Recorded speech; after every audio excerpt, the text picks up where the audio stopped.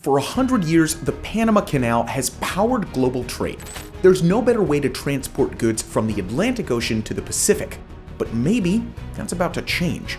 Mexico is about to open a new project, the Interoceanic Corridor of the Isthmus of Tehuantepec. It's a bit of a mouthful, but what the heck is this thing? And will it replace the Panama Canal? I'm Regis, and today, we're gonna find out. Before we get to Mexico's new project, we first need to talk about the Panama Canal. Along with the Suez Canal, it's probably the most famous artificial waterway on the planet. It cuts through the Isthmus of Panama. You don't hear that word very often, isthmus. It's basically just a strip of land that connects two larger land masses. The Isthmus of Panama links North America to South America, with the Atlantic and the Pacific on either side. This isthmus is 65 kilometers wide. That's also the length of the Panama Canal, which is actually relatively short, all things considered. The Suez Canal is almost 3 times as long, while the Grand Canal in China is quite incredibly 20 times as long. But what the Panama Canal is lacking in size, it makes up for in terms of importance. Take a look at this map of the Americas. Before the Panama Canal was constructed way back in 1914, it was a total pain for cargo ships to travel from one side to the other.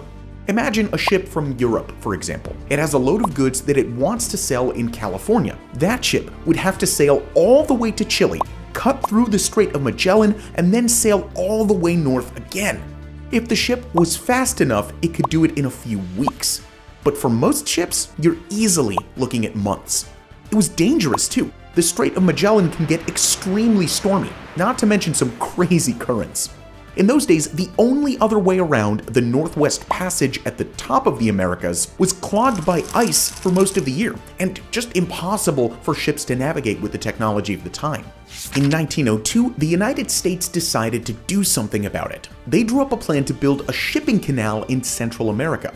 This new canal would take less than a day for a ship to navigate and slash the journey from the Atlantic to the Pacific by a distance of approximately 12,000 kilometers. That's a good few weeks of travel. Building the canal was not easy. Laborers had to use dynamite, drills, and steam-powered shovels to clear more than 200 million cubic meters of earth. To put that number into perspective, if you piled it all up in a giant mountain, it would be 80 times bigger in volume than the Great Pyramid of Giza, and almost 2 times taller than the Empire State Building. Basically, a man-made mountain. To make things even harder, the laborers often found themselves working in brutal temperatures of 40 degrees Celsius or more. Almost 6,000 people died along the way, sometimes due to heat stroke, but also due to rock slides and the occasional tropical disease. Definitely not an ideal project to be working on. There were also some key engineering challenges that the project had to deal with. There was a difference of almost 30 meters between the highest point of the proposed canal and the lowest. This meant that the canal's construction team had to include a series of locks and gates, which helped to change the elevation of the water. These locks let ships climb all the way up to the 30-meter peak before making their way back down again. In total, the Panama Canal's construction cost the United States a staggering total of $375 million. That roughly works out as $12 billion in today's money. But despite all the challenges, after a decade of construction, the Panama Canal officially opened in August of 1914. The very first ship to traverse the canal was the SS Ancon, and it proved to be the first of many. About 1,000 ships used the canal in the first year, and that number has risen ever since. Nowadays, more than 10,000 ships use the Panama Canal every year, working together to transport 500 million tons of goods. These ships pay a toll to use the canal. For a larger vessel, it can cost about $500,000 US.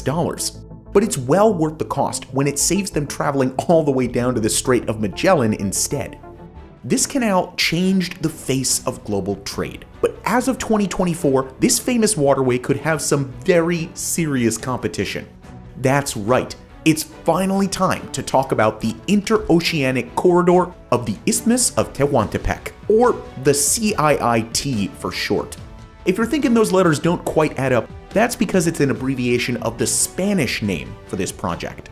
To understand the origins of the CIIT, we need to jump back to the end of the 19th century. That's around the same time that the United States first started thinking about the Panama Canal. And as it turns out, they weren't the only country exploring these kinds of ideas. In 1884, a powerful man became the president of Mexico, José de la Cruz Porfirio Díaz Morí. That's a mouthful too. Let's call him Porfirio Díaz for short. Porfirio Díaz was from the state of Oaxaca on the southern coast of Mexico. When he came to power, he decided to build a railway line to connect Oaxaca to the coast of Veracruz in the north. In other words, he wanted to build a railway between the Atlantic and the Pacific, in the hope of tackling the exact same problems that the Panama Canal later solved. Most people have never heard of it, but in the middle of January 1907, this new railway, known as the Tren Interoceánico, officially opened its doors. This was 7 whole years before the Panama Canal, and global traders started to use the railway right away. Over the next few years, hundreds of thousands of tons of cargo were successfully moved along the railway. Mexico started to thrive economically, as it found itself playing a vital role in international trade. But this success was short-lived. When the Panama Canal first opened its gates, most shipping companies decided to stop using the Tren Interoceánico and switch to the canal instead. In 1914, when the Panama Canal opened, the amount of cargo traveling along the Mexican railway dropped by a third, and a year later it had dropped by almost 80%. This was despite the fact that the train line through Mexico was actually faster than the Panama Canal. It was closer to America and saved a good few days for anyone who wanted to use it. So why did people choose Panama? At first, it might not seem like it makes sense, but there's actually a couple of very important reasons why they would make this choice. First of all, a lot of the shipping companies were America-based, and they preferred to support an American project as opposed to a Mexican rival. On top of that, a civil war had recently broken out in Mexico. The violence scared a lot of the other companies off, and logistically speaking, it's just simpler to use a shipping lane. You don't have to unload your cargo onto trains. And so, with such a massive drop in traffic, the Tren Interoceánico became too expensive to maintain. It collapsed into disrepair, and it stayed that way for 100 years until an ambitious new president came to power in Mexico, López Obrador. In 2018, President López Obrador made plans to redevelop Mexico's former railway line and create a new corridor between the Atlantic and the Pacific, a modern rival to the nearby Panama Canal. The ambitious project was officially announced just a few months later, with plans for a trio of primary rail lines. Line Z from Coatzacoalcos to Salina Cruz, Line FA from Coatzacoalcos to Palenque, and Line K from Ciudad Ixtepec to Ciudad Hidalgo. Anyway, back to the CIIT. Work began in June 2020, cutting back vegetation, pulling up old tracks, and replacing them with shiny new ones. In total, the new railway, with those 3 main lines, is expected to be more than 1,000 kilometers long. The Mexican government is also planning to build a series of industrial parks along the railway. And López Obrador isn't messing around here. In 2023, he sent the army to capture a stretch of old railway that was officially owned by a private company. Later, he offered to compensate the company, but not before making 100% sure that this stretch of railway was safely in the government's hands. He didn't want to risk the project collapsing just because he couldn't strike a deal with a stubborn private company. There have actually been a few clashes with protesters, including several groups from indigenous communities in Oaxaca. They're worried about the environmental impact of the project. Construction workers have been cutting down trees and damaging local habitats. One group of protesters was briefly imprisoned after supposedly attacking construction workers with machetes. In other places, local families have been forcibly relocated. It all feels a little bit controversial, if we're being honest. But most people in the region think the negatives of the project will be outweighed by all of its benefits. Some experts think that the CIIT will create 500,000 jobs for local people and attract $50 billion of international investment. This economic boom could transform the country, and that's what President López Obrador is counting on.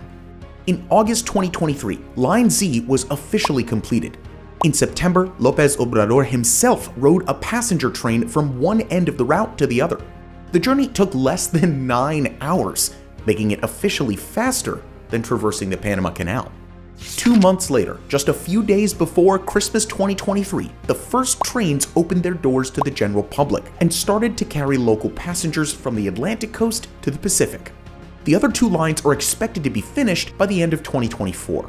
Despite all this progress, the government still has some work to do before the CIIT can be used for international shipping. Another feature of the project is a total rehaul of the ports at both ends of the train lines to make them more suitable for cargo ships. This includes a giant breakwater at the port of Salina Cruz, which will consist of hundreds of thousands of tons of rock to shelter the harbor. These giant rock walls are meant to reduce the risk of cargo ships being knocked over by storms or waves, which really would not be ideal. Work is still underway on the breakwater, but as of recent news, it's getting closer and closer to being finished, meaning that the CIIT will open to cargo sooner rather than later. And that raises a pretty interesting question. What happens to the Panama Canal? Some experts think that the CIIT will prove to be a cheaper and faster alternative to the existing Panama Canal. If that turns out to be true, it would make sense for companies to change their shipping routes, traveling through Mexico's railway corridor instead of using the crossing in Panama. Potentially, the canal could be driven out of business, just as it drove the original version of the Mexican railway out of business 1 century earlier. But actually, that isn't what the CIIT was built for. The people involved have repeatedly said that this Mexican railway will complement the existing Panama Canal, as opposed to trying to replace it entirely. The Panama Canal has the capacity to handle up to 4 million cargo containers every year. But often, that isn't enough. More and more ships want to use the canal with every passing year, and it really struggles to keep up with the demand. To make things worse, the canal has been having some problems. In 2023, Panama was struck by the driest season in their recorded history. The authorities decided to limit the canal in the hope of preserving water. All its gates and locks use water to operate, and in 2023, that water was too valuable to waste. A decision was made. Only 25 ships would be allowed to use the canal per day, down from an average of almost 40 per day. This led to a bit of a frenzy, as companies started bidding millions of dollars just to guarantee a precious slot. Other ships were left stranded, waiting for a chance to use the canal. This is where another option like the CIIT could actually help. It could take some pressure off the Panama Canal and give shipping companies an alternative route when the canal is in high demand. This would also make shipping more reliable in general. Companies would have another viable option to help them reach their target destinations on time. The water shortages in Panama actually disrupted some deliveries in the run-up to Christmas. If the CIIT had been up and running, those deliveries might have all been made on time. Working together, the Panama Canal and the CIIT could also lead to an increase in global trade, with more goods now able to move between the Atlantic and the Pacific. As one Mexican official said of the project in 2023, it's not just about connecting the country, it's about connecting the world. But in the future, there's also a chance that the CIIT will face competition of its own.